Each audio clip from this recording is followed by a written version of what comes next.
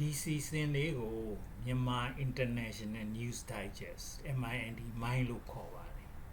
မီဒီယာအင်္ဂလိပ်ကိုဖတ်ရင်းနားထောင်ရင်းနဲ့အင်္ဂလိပ်စာဖတ်နိုင်စွမ်းနဲ့နားထောင်နိုင်စွမ်းကိုမြင့်တင်ပေးတဲ့စီစဉ်ဖြစ်ပါတယ်မြန်မာတိုင်းအတွက်အင်္ဂလိပ်စာပါဝင်ကြည့်ပါအကြံဉာဏ်ပေးပါအားပေးပါဒီနေ့ဖတ်မဲ့ news article ကတော့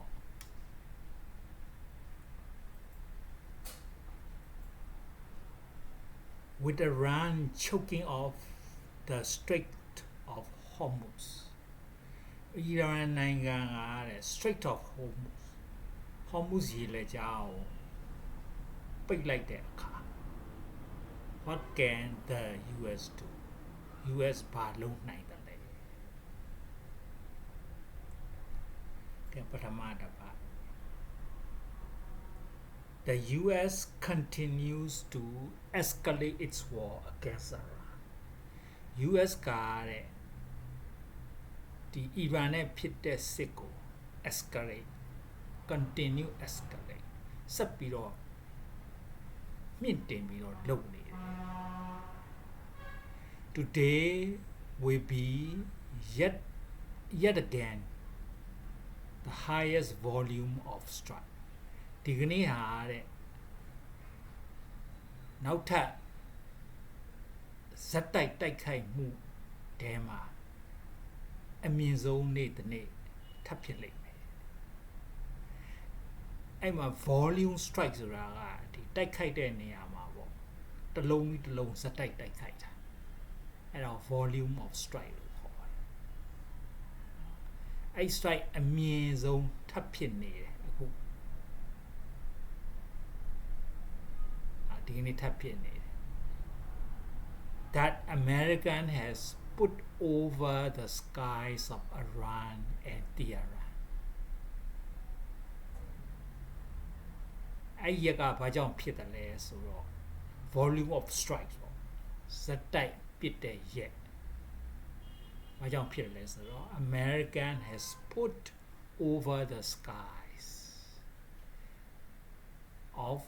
Iran and Tehran အီရန်နိုင်ငံနဲ့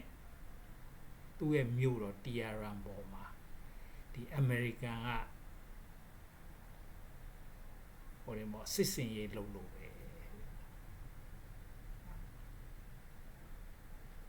အဲ့ဒါကြောင့်မလို့ highest volume of strike တွေဖြစ်တယ်ပေါ့နော်ကဲနောက်တစ်ပတ် but the flow of oil through the Strait of Hormuz flow of oil through the Straits of Hormuz ရေလက်ကြားကိုဖြတ်ပြီးတော့သွားတဲ့ဒီရေနံပေါ့နော် is still choke off အဲ့ဒီရေနံကုန်းသွယ်ရေးอ่ะ is still choke off ပိတ်ထားတော့ how much longer ဘယ်လောက်ထိကြာပိတ်အောင်မလဲတဲ့ဆိုတော့တယောက်ကပြောတာက finishing the job is opening the Strait of Hormuz to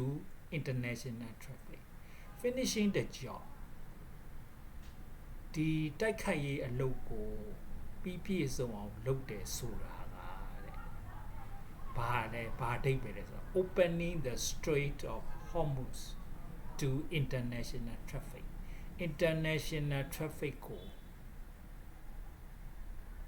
Strait of Hormuz ဖွင့်ပေးလိုက်ခြင်းပဲ international traffic ဆိုတာအပြည်ပြည်ဆိုင်ရာဟိုပေါ့ရေကြောင်းသွားလိုက် I think it's a matter of a few days ငါထင်ပါတယ်တဲ့ဒီဥစ္စာက matter of few weeks ရက်တပတ်နဲ့ချီပြီးတော့ကြာမယ်တအားကြီးမကြာဘူးလို့ဆိုတာပေါ့နော်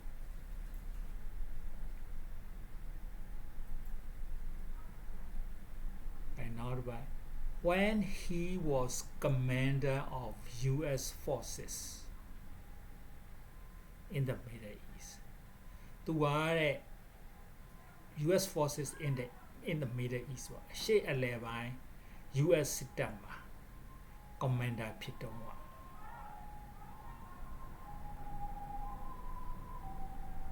during in the Middle East during the first Trump administration ပထမ Trump ရဲ့အစိုးရလက်အောက်မှာပေါ့သူက commander ပေါ့တပ်မှူးပေါ့နော်သူကဘာလဲဆိုတော့ retire General Frank McKenzie retire General ပေါ့အငြိမ်းစားဗိုလ်ချုပ်ကြီးသူအားတဲ့သူ commander ဖြစ်စင်တော့ပါပေါ့ help develop the Iran war plan Iran war plan ဖြစ်လာအောင်လုပ်တဲ့ထဲမှာသူလည်းပဲအကူအညီတယောက်အနေနဲ့ပါတယ် Iran war plan ဆိုတာ Iran ကိုတိုက်ခိုက်ဖို့အတွက်စီရေးအစီအစဉ်ပေါ့ဆွဲတဲ့နေရာမှာ a few weeks as in 2 weeks အဲ့မှာသူပါတယ်ပေါ့ a few weeks ရတတပတ်တော့ကြာ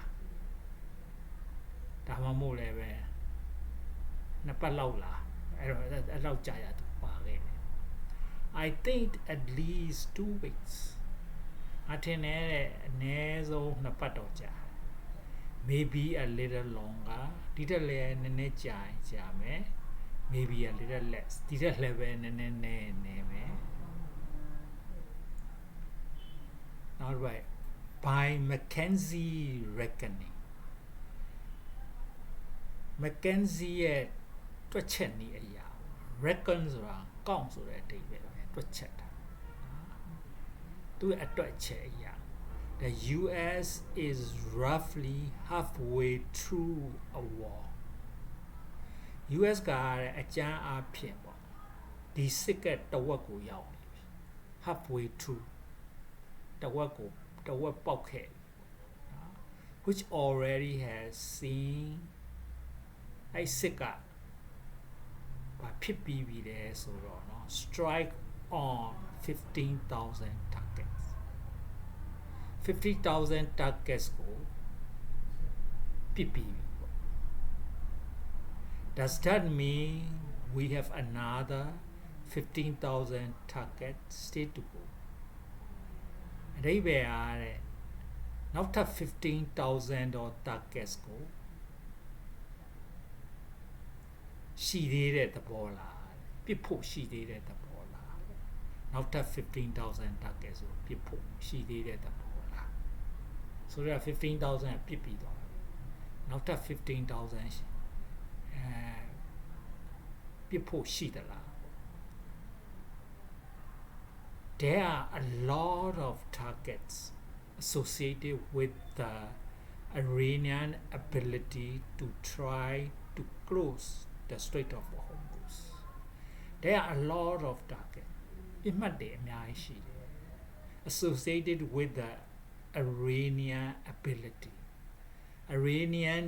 ability နဲ့ပတ်သက်လို့ပေါ့ target တွေအများကြီးရှိတယ် ability to try to close the Strait of Hormuz. Strait of Hormuz ကိုပိတ်ဖို့ကြိုးစားတဲ့အစွမ်းပေါ့အဲ့အစွမ်းနဲ့ပတ်သက်လို့ပေါ့ပြောရမယ်ဆိုရင်ပေါ့ there are a lot of targets ပြစ်မှတ်တွေအများကြီးရှိတယ် and now the by in the beginning many of the strikes targeted Iran's most dangerous weapon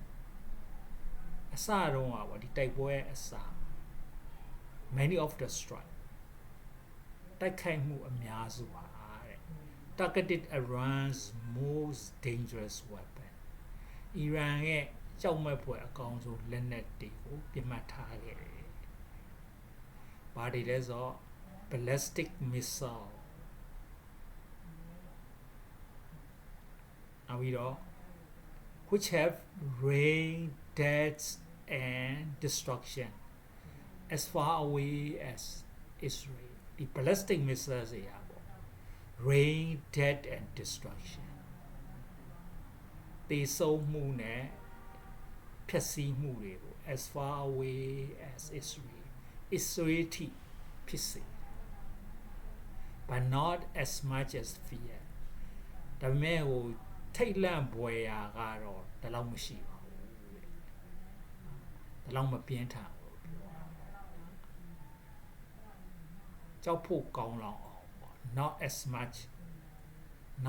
as much as fear ပေါ့ကြောက်ဖို့ကောင်းလောက်အောင်မပြင်းထန်ဘူးပေါ့ compared to what we were concerned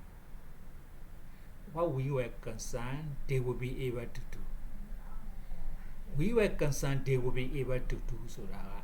သူတို့ဘာလုပ်မလဲဆိုတာငါတို့စိုးရိမ်ပူပန်နေပေါ့အဲ့ဒါနဲ့နှိုင်းရှင်မယ်ဆိုရင် compared to เนาะငါတို့ရဲ့စိုးရိမ်ပူပန်မှုနဲ့နှိုင်းရှင်မယ်ဆိုရင်ပေါ့ which was to volley fire hundreds of missiles at a time အဲ့ဆိုရင်မှုကဘာလဲဆိုတော့เนาะ which was to volley fire ဆိုတော့အတုပ်လိုက်ပြစ်တာ volley ဆိုတာတော့တွဲပြီးတုပ်ပြီးပြစ်တာ hundreds of missiles at a time တစ်ချိန်မှာယာနဲ့ချီပြီးတော့ပေါ့ပထမ100ဒုတိယ100အဲ့ဒါလိုပြစ်တယ်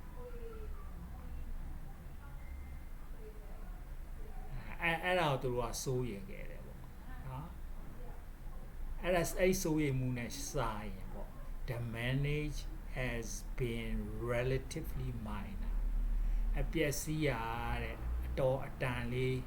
နည်းပါတယ်တော်တော်နည်းပါတယ်ပေါ့ relatively minor ဆိုတော်တော်နည်းပါတယ်ပေါ့ပြော most American casualties have been caused by drones American တွေရဲ့ထိခိုက်သေဆုံးမှုတွေဟာတဲ့ have been caused by drones တွေကြောင့်ဖြစ်တယ်အဲ့မှာ casualty ဆိုတာကသေတဲ့လူရောဒဏ်ရာရတဲ့လူရောပေါင်းပြီးပြောတာ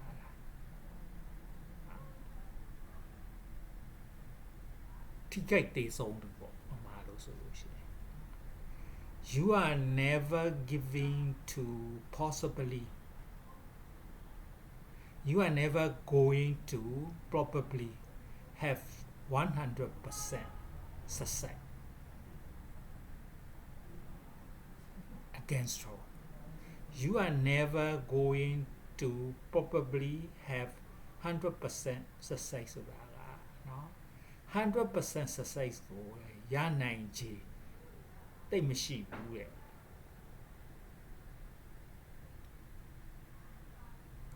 against drone all the time เนาะ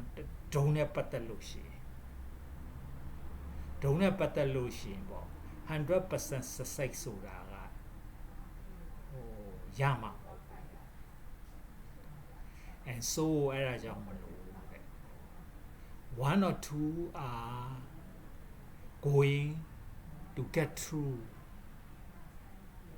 and they can cause significant damage. One or two are going to get through, so one of two of the drones drone တစ်စင်းတော့မဟုတ်နှစ်စင်း get through ဆိုတော့ဒီကာကွယ်ရေးစနစ်ကိုဖောက်ပြီးတော့ဝင်သွားနိုင်တယ်အဲ့ချိန်ကျရင် they can cause significant damage အပျက်စီးတော်တော်များများကိုဖြစ်စေနိုင်တယ် should that happen တကယ်လို့အဲ့လိုဖြစ်ခဲ့ရင်ပေါ့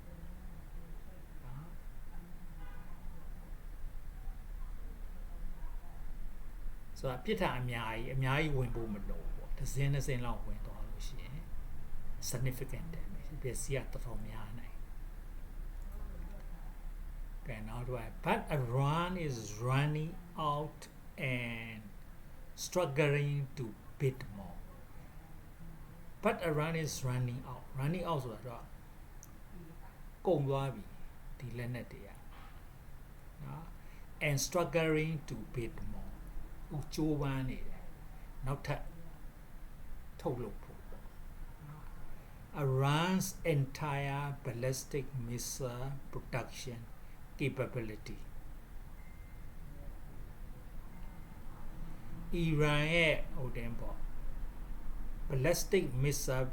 production capability တစ်ခုလုံးပေါ့ Iran ရဲ့အစွမ်းတစ်ခုလုံးပေါ့ဘာအစွမ်းလဲဆိုတော့ballistic missile production capability ballistic missile ထုတ်လုပ်နိုင်တဲ့အစွမ်းတစ်ခုလုံး entire အဲ့ဒါကเนาะအဲ့ကိစ္စနဲ့ပတ်သက်ပေါ့every company that builds every component of those missiles has been functionally defeated. Every company ပေါ့ဒီ company တိုင်းဘယ်လို company လဲဆိုတော့ that build every component of those missiles အဲ့ဒီ missile တွေရဲ့အစိတ်ပိုင်းကိုတိဆောက်တဲ့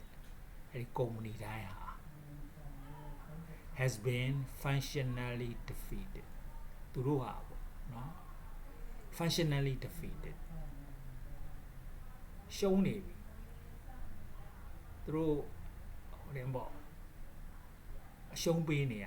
functionally လက်တွေ့မှာသူတို့အရှုံးပေးနေရသူတို့ဟိုတယ်ပေါ့ထင်မှတ်ထားသလောက်မထီရောက်ဆိုတဲ့အဓိပ္ပာယ်ပေါ့ကဲနောက်တစ်ပတ် Still the Strait of Hormuz is effectively closed. The Strait of Hormuz ဟာနော်လက်တွေ့အားဖြင့်ပေါ့ဟိုမပွင့်နေဘူး effectively close အဲ့ဒါပေါ့လက်တွေ့အားဖြင့်ပေါ့မပွင့်နေဘူးပွင့်တယ်လို့ပြောပါဒါပေမဲ့လက်တွေ့မှာမပွင့်နေဘူးအဲ့ဒါ effectively close and the price of oil high စီဈေးရလည်းပဲမြင့် The US has the most powerful navy in the world US မှာက most powerful navy in the world ကမ္ဘာအစွမ်းအကြီးဆုံးရေတပ်ရှိတယ် Why doesn't it just bury in there and open the strait up ဘာဖြစ်လို့လဲအဲ့ဒီရေတပ်ကပေါ့ just bury in ဆိုအလင်းမြန်ဝင်ချလာ bury in there အဲ့ဒီညအလင်းမြန်ဝင်ချလာ and open the strait up အလင်းမြန်ဝင်ချလာပြီးတော့ strait ကိုဖွင့်ပလိုက်ဘာဖြစ်လို့အဲ့လိုမလုပ်လဲတဲ့မိကောနော်အဲ့မှာ BARI ရဲ့ barrel ဆိုတာဟို CO လည်းပဲ barrel လို့ခေါ်တယ်ဟို barrel of oil ဆိုရေနံထဲတဲ့ C ပေါ့အခုဒီမှာ C ဒီ barrel ကဒီတိုင်းပဲစလုံးကောင်းအတန်အောင်တူတူပဲဒါပေမဲ့ဒီ barrel ကသူကသူ့အသိပဲဟို very quickly ဆိုတဲ့ just bury in ဆိုအလှည့်အမြန်ဝင်ပြီးတော့ဖွင့်ပြစ်မယ်ပေါ့နော် Strait of Hormuz before you send warship up there အဲ့ဒီကိုပေါ့နော်စစ်တင်မောမပို့ခင် you want to make sure ချိန်တစ်ခုကိုချိန်တည်အောင်လုပ်ရမယ်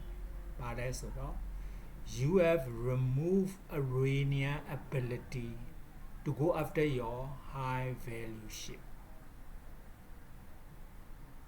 ဘာလဲဆိုတော့ချိန်တည်အောင်လုပ်ရမှာဘာလဲဆိုတော့ you've removed Iranian ability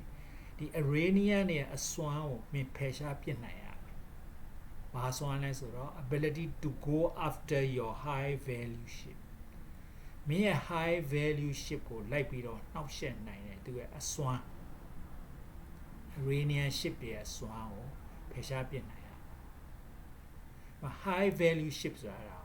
တန်ဖိုးရှိတဲ့တင်မော်တန်ဖိုးရှိတဲ့ပြစ်မှတ်လို့ပြောတာ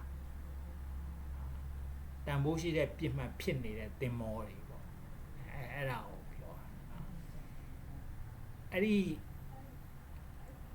high value ship တွေရတယ်သူတို့ရှိတဲ့နေရာနော် in a very narrow and constrained space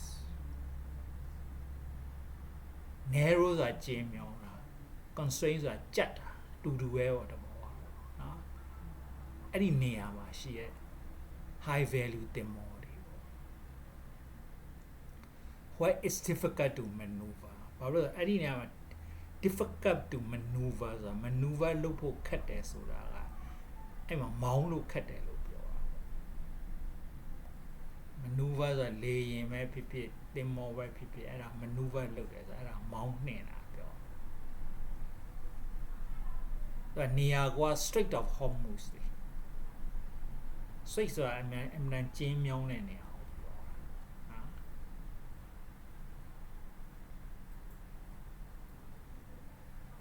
The US has destroyed more than 30 of Iran's mine laying ship US ကနော်အီရန်နိုင်ငံရဲ့ mine laying ship မိုင်းချတဲ့တင်မော30ကျော်ကိုတဲ့ has destroyed ပျက်စီးလိုက်တယ် but that's only a fraction of the threat ဒါကတဲ့ချင်းကြောက်မှုရဲ့အစိပ်ပိုင်းသေးလေးပဲရှိနေတယ် US ကပြောထားတာဒီတက်လုံးပဲလို့ပြောတာ how many mines does Iran have အီရန်မှာ mine တွေဘယ်လောက်များများရှိတယ်ရေမြုပ်မိုင်းနေနော်အဲ့တော့အဖြေက they have thousands of mines ထောင်နဲ့ချီ the good news is we have an idea where they are တည်ငောင်းတစ်ခုကတော့ we have an idea where they are အဲ့ဒီ mine တွေဘယ်မှာရှိတယ်ဆိုတော့ငါတို့ကသိထားတယ် and why they are in storage နောက်ပြီးတော့သူတို့ကိုလှောင်ထားနေစဉ်မှာသူတို့လှောင်ထားတဲ့အချိန်မှာပေါ့မပြစ်ခင်ပေါ့သူတို့လှောင်ထားတဲ့အချိန်မှာ we have the opportunity to strike them အဲ့ဒီအချိန်မှာသူတို့ကိုတိုက်ခိုက်နိုင်ဖို့ခွင့်လန်းရှိတယ်ဒီမိုင်းတွေပေါ့နော်မိုင်းမချလေတိုက်ခိုက်နိုင်တဲ့ခွင့်လန်းရှိတယ်Now, Iran also has hundreds of fast boats and missiles, even some submarine. Iran ဘာရှိသေးတယ်ဆိုလို့ရှိရင် hundreds of fast boats အမြန်ပြေးရင်ကလေးတွေပေါ့ရေရင်ကလေးတွေယာနဲ့ချီပြီးရှိ and missile ဒုံးကျည်တွေလည်းရှိeven some submarine ရေငုပ်တင်မောတချို့တောင်ရှိသေးတယ် so the US Navy may have to escort tanker through the strait အဲ့တော့ US Navy ဟာတဲ့နော် may have to escort tanker through the strait ဒီ strait ကိုဖြတ်ဖို့အတွက်ဒီ tanker တွေကို escort လိုက်ဖို့လိုအပ်လာတန်ကားတွေစောင့်ကြပ်ဖို့ပေါ့စောင့်ကြပ်ဖို့လိုအပ်လာလိုက်ဆောင်ဖို့ပေါ့သူတို့အဲ့ဒီ Strait of Hormuz ဆိုဖြတ်တဲ့နေရာ escort ဆိုတာအဲ့ဒါကိုပြောတာအဆောင်လိုက်တာ with an American destroyer be riding along and white tanker ဒါမေးတယ်လူကမေးတာပေါ့နော် with an American destroyer American ဖြတ်တင်မောတစ်စင်းဟာ be riding alongside a white tanker ရေနံတင်သင်္ဘောနဲ့အတူတကွ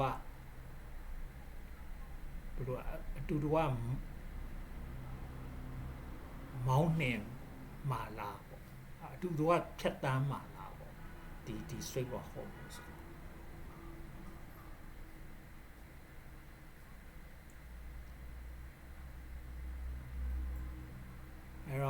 PI, you should think of a line of ship. အဲ့လိုတွေးကြည့်ပါတဲ့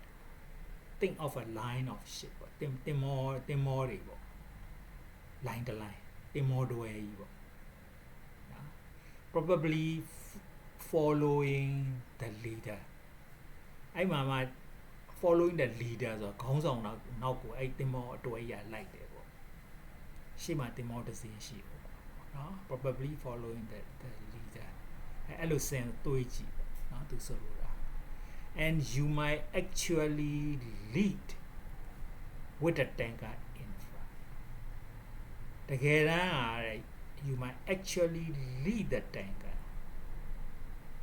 in front lead with tanker in front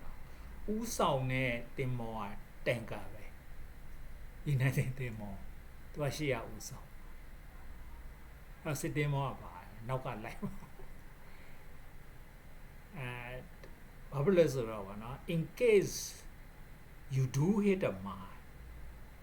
အတိပ္ပယ်ပါဆိုတကယ်လို့ဗောနော် mine ထိသွားမယ်ဆိုရင်နော် you rather the tanker hit it than one of your ships မိုင်းထိမယ်ဆိုလို့ရှိရင်ပေါ့နော်ဘယ်လိုခေါ်မလဲဆိုတော့ then one of your warships မင်းရဲ့ warships တစ်စင်းပေါ့ထိမဲ့အစားပေါ့ rather than tanker hit tanker ထိသွားတာကိုtanker ထိသွားတာလိုချင်တယ်ကွာဆိုလိုတဲ့တိတ်ပဲရတယ်နော် you rather hit the tanker ထိပြီစီအဲ့ဒီတိတ်ပဲ then one of your warship ကိုယ့်ရဲ့ warship ကိုတော့အထိခိုက်မခံနိုင်အဲ့ဒါကြောင့်မလို့ပေါ့နော်ဒီတင်မောတွဲကြီးရဲ့ရှေ့မှာဥဆောင်ရမှာလည်းပဲ tanker ပဲ tanker ပြီးတော့မှစစ်တင်မောလာပါပေါ့နော်ပြီးတော့မှနောက်ကတင်မောတွေလာပဲတဘောပေါ့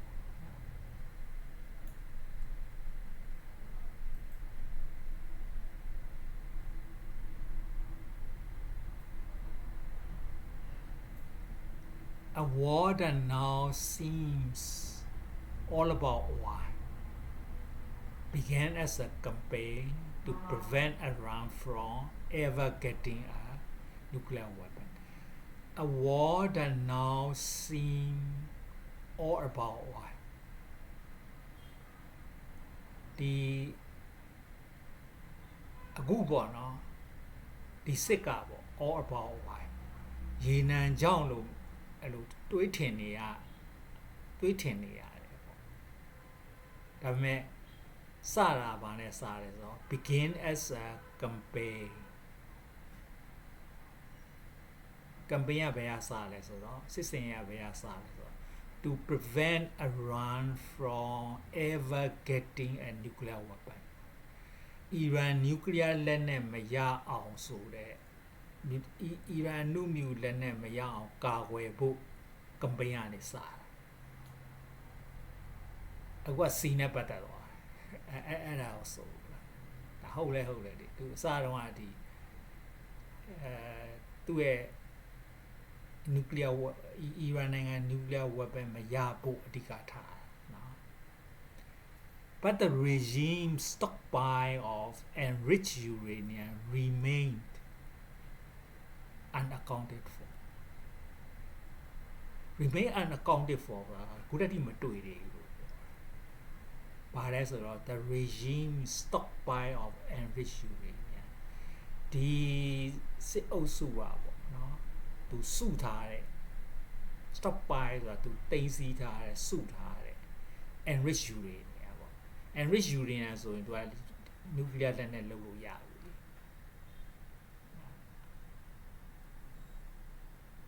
remain unaccounted for ခုတည်းမတွေ့ဘူး if you have the nuclear material တကယ်လို့တဲ့မင်းမှာ nuclear material ပေါ့နော် nuclear လက်နဲ့လုပ်နိုင်တဲ့ဒီ material uranium ဆိုတာပေါ့နော်အဲ့ပစ္စည်းရှိလို့ရှိရင်ပေါ့ then you always have a part to a weapon a nuclear material ရှိလို့ရှိရင် have a part to a weapon လက်နဲ့လုပ်ဖို့လမ်းကြောင်းလည်းရှိတယ် it may be much harder because your facility have been destroyed. It may be much harder. အရန်တော့ခက်နိုင်တယ် nuclear လက်နဲ့လုပ်ဖို့อ่ะနော်ဘာဖြစ်လို့လဲဆိုတော့ your facility have been destroyed. ဘာလို့လဲဆိုတော့ဒီ nuclear လက်နဲ့လုပ်မဲ့ facility တွေကပျက်စီးသွားလို့ဟိုကအီရန်က nuclear ရှိတယ်ဒီ nuclear material ရှိတယ်အဲ့ဒီရှိတဲ့ nuclear material ရှာလို့မတွေ့သေးဘူးအဲ့လိုဖြစ်တယ်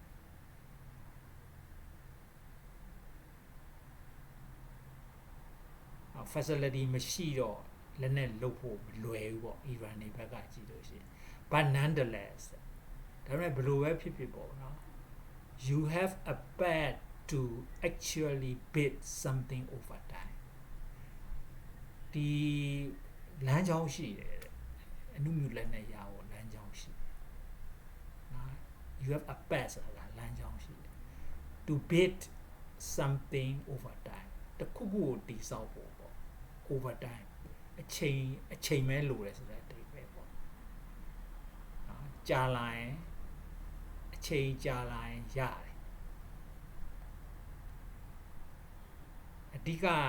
nuclear material အဓိကပေါ့ material ရှိနေပြီဆိုရင်ပေါ့အခုမရလည်းပဲနောင်ရနိုင်တယ်လို့သူဆိုလို့ကျတာ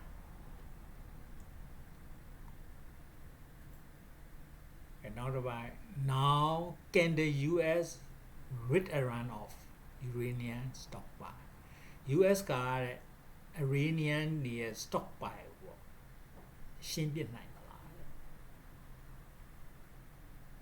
တိတ်မလွယ်ပေါ့တွေ့တော့မတွေ့သေးတာနော်အဲ့တော့အဖြေက you can negotiate on that အဲ့ကိစ္စနဲ့ပတ်သက်လို့ဆွေးနွေးယူလို့ရတယ်ပေါ့နော်when we sit down to negotiate with the Iranian at the end of the war စစ်အပီးပေါ့အခုတိုက်တဲ့စစ်အပီးပေါ့ we sit down to negotiate with the Iran အီရန်နဲ့အတူတူထိုင်ပြီးတော့အပေးယူလုပ်တဲ့အခါမှာဒီစစ်ပြီးတဲ့နောက်အပေးယူလုပ်တဲ့အခါမှာ it does not need to be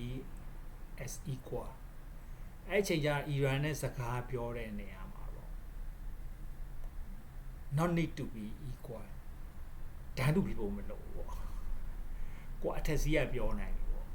နော်အီရန်အောက်စီးရပေါ့အဲ့ဒါဆိုအဲ့ချိန်ကျတော့it should be as victor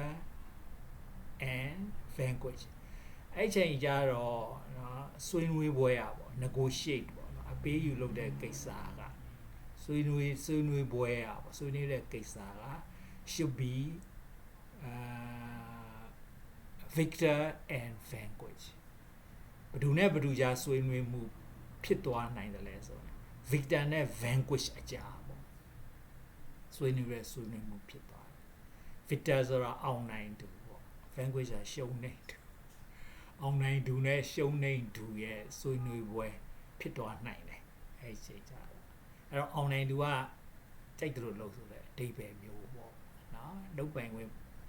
လုတ်ဖို့အင်အားပိုရှိတယ်ဆိုတဲ့အဓိပ္ပာယ်အဲ့တော့ဒီ news article လေးကတော့ဒီလောက်ပါပဲ blueprinted words ကိုလေ့လာပါမရှင်းတာရှိရင် dictionary နဲ့ညှိနှိုင်းပါပြီးလို့ရှိရင်အဲ့ဒီ news article လေးကိုတစ်ခေါက်ပြန်ဖတ်ပါဖတ်ပြီးတော့မှဒီပေးထားတဲ့ link အတိုင်း video ကိုသွားနားထောင်မယ်ဆိုရင်အများကြီးပိုနားလဲလာပါလိမ့်မယ်ဒီနေ့တော့ဒီလောက်ပါပဲ